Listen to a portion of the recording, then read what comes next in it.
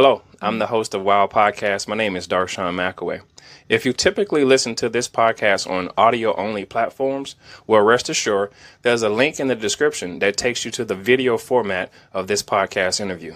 Now, let's get on with our special guest. Let's get right into it. Listen, a lot of times what gives me the accreditation, if you will, and the representation. Hello, I'm the host of Wild Podcast. My name is Darshawn McAway. And it's going down like this. Big Red helps me around the house. My dream car happens to be a 1300. What's yours? Anything else you got to say?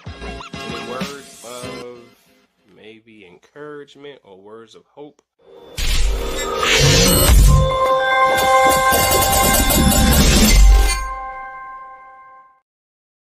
Hello and welcome. I'm your host, Darshawn McAway. You're tuned in to wowpodcast.me. That's WOWPODCAST.me. And today we have a special guest. We have Tong La. How are you doing? I'm fine. How about you? I'm doing great. So we're going to talk about your book, The House of Filler. Tell me about your book. Well, it is a historical fiction setting in China from 1920 to 1966. And it follows the protagonist, the Golden Phoenix life journey through wars and famine and the political upheaval. And basically, yeah, that's the about part of it. Okay. Yeah. So why that particular time? Why is that time so important from 1920 to 1966? Because it is based on my grandmother's story. Okay. And that's why it's during that time. Okay. And so it's sort of based on a true story. It's based on true life events. Yes. Okay. So let's talk about that. During your childhood, like, what's the most memorable moment that you had, especially with your grandmother? I only saw her once when she was gravely ill and she was paralyzed for 8 years at that time. So my mother took me to a different city, Xi'an, to see her. And I remember she reached out to me and patted my head, top of my head. And she was so skinny, like her arms and hand is like just bones. Yeah. I just remember that moment very clearly. All her story was told by my mother. Like, she told me about her family story when I was very young. And when I was writing this book and was doing the research, I also interviewed my other family members and to verify her story or to correct it. It's a fiction, but as I said, most of the contents are from real life story. Okay. So how long did it take you to write this particular story? Actually, I wrote a trilogy. So it began with one big long book with 240,000 words. Then I couldn't find a publisher. Then I was told that you have to divide it into 2 or 3 books. So it took me nearly 20 years to finish the trilogy. Yeah, I know. 20 years. Oh my Nearly. gosh. Yeah. This is the first. I've never heard anyone say that it took them about 20 years. But I understand why, because you got to make sure that the story is correct and, it's being portrayed a certain way, right? Not only that, English is my second language. Okay. So writing a fiction in a second language is extremely hard. Right. And also my training and my education has nothing to do with creative writing. So I was learning from scratch. Oh, okay. So in that time of learning how to be a creative writer, what were you doing to get along, to pass the time, to survive? I am a financial advisor. Okay. So that's how I support myself. Oh, okay. Oh, Yeah. so you with the big bucks. You got the money going, just a hope. little bit. I hope, yeah. All right. So did you self-publish or did you go with a traditional publisher? It's a traditional publisher. Okay. Yeah. Okay. It's a Canadian small publisher, but it's traditional. Okay. Was it difficult to get in, or like how long did it take? I started to query agents and publishers at the end of 2018, but way back when it was one big long book, so I didn't get anywhere. Eventually, this book was accepted by Ronsdale Press think it's 2022. Okay. So it took about 4 years. But You know, but during the time, I did a whole bunch of rewriting and divide the book into 3. So yeah, I think a lot of people who try to write and try to submit their manuscript don't realize how long it takes to get the book picked up. So, 3, 4 years, I think that's kind of like normal almost. exactly. Yeah, especially with your first book, right? Yeah, yeah, Yeah. yeah, yeah.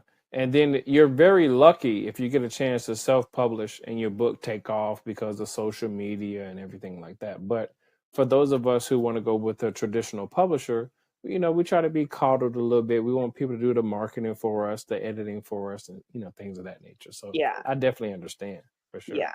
So when you're not writing books and being a financial advisor, what do you do to relax? I like to read Okay. because, to be a good writer, you have to read a lot of books. Yeah. I like to go to live theater. I like to swim. I like to travel, ballroom dancing, and learn new things. A little ballroom dancing, huh? Yeah. Okay. You like to okay, you like to be on the dance floor. That's all right. Yeah. What's your favorite place to visit? Well, I would say Spain, Barcelona. Okay. That is one place I want to go back. And why is that? Why do you want to go back there? We didn't spend enough time there. It's just it's too short. We didn't see everything. It's just Right. such a fantastic city, and with the architect, the culture, the art gallery, the museum, we didn't see them all. Yeah. So I just have to go back. Yeah. No. And I'm trying to get out of the country this year, especially going into the new year. So Okay. I'm looking forward to some places to go. What place do you recommend as a first time overseas traveler? Overseas means Well, overseas. So I'm in the United States. So okay, my first time leaving the United States, like, what do you recommend that I go? Barcelona. Barcelona. All right, all right. What? So is it because of the beach, maybe, or just the atmosphere? The atmosphere, Okay. the architect, the culture, everything. Arts. Yeah. Yeah. Okay. Like, yeah. Okay. Now let's go back in memory lane. Your childhood. Was it something that you could be proud of, or you were a little disappointed? Well, I would say one of the most memorable moments, I wouldn't say moments, like we would say nights, were when, well, I was born in the 1960s. So Okay. in China, they had something called a Cultural Revolution started in 1966. So all the intellectuals were targeted, and my father was one of them. So he was locked up in a place called, well, a general term is called a cow shed. It's just a place to lock people up.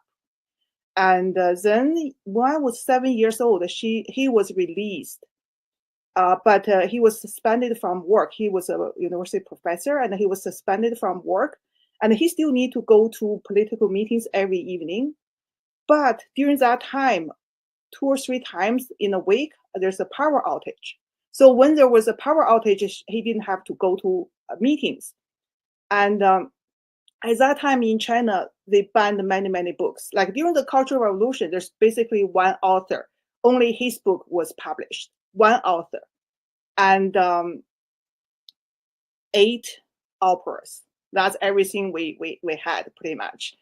And so during these nights, we would draw our window curtains, and he would take out this book called English translations called Strange Stories from a Chinese Studio. It's a horror fantasy short story collections, very famous from Qing Dynasty.